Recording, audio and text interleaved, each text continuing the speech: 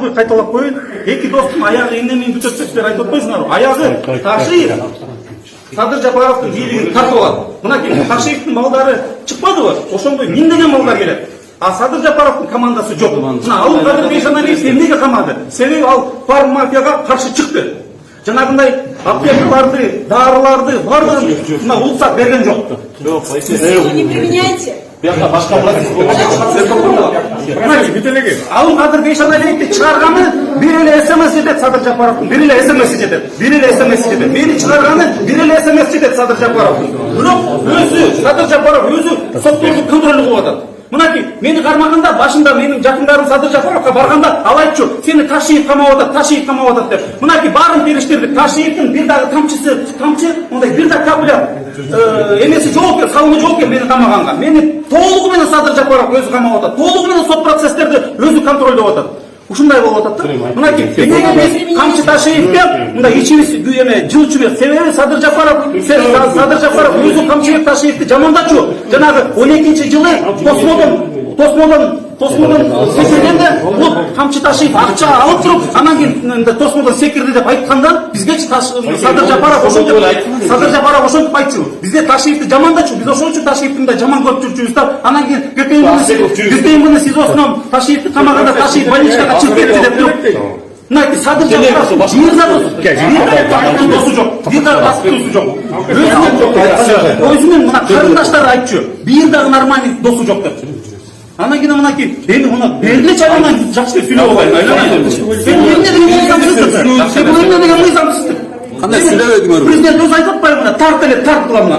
Мына судьялар жок азыр. Биз сот процесстин беремелерин мыйзам бузган жокпуз. Өкүм чыгарганы ешкестемен мына өлгүрүп кайрылуу кылып алайын деп атам. Ошого дагы жол бербей жатасыңар.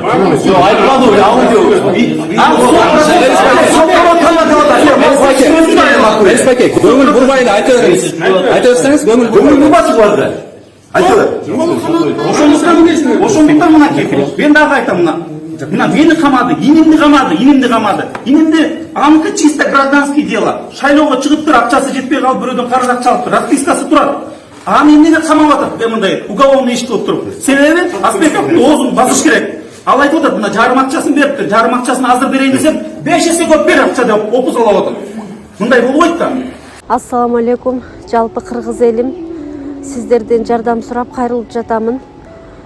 3 баланын жалгыз бой энесимин. Ортончу балам Умар 6 жашта, диагнозу ДЦП, врожденный паралич. Кайдыгер карабаган кыргыз элим. Уулум Умарга жардам бериңиздер. Балдарыңыздар оорубасын. Жараткан Аллах Таала өзүнөн башка эч кимге муктаж кылбасын. Уулум Умардын жок дегенде отуруп калышына жардам бериңиздер. Балам жок дегенде өзүнүн тамагын өзү ичкенге жардам бериңиздер, суранамын. Уулум Умарды таштабаңыздар.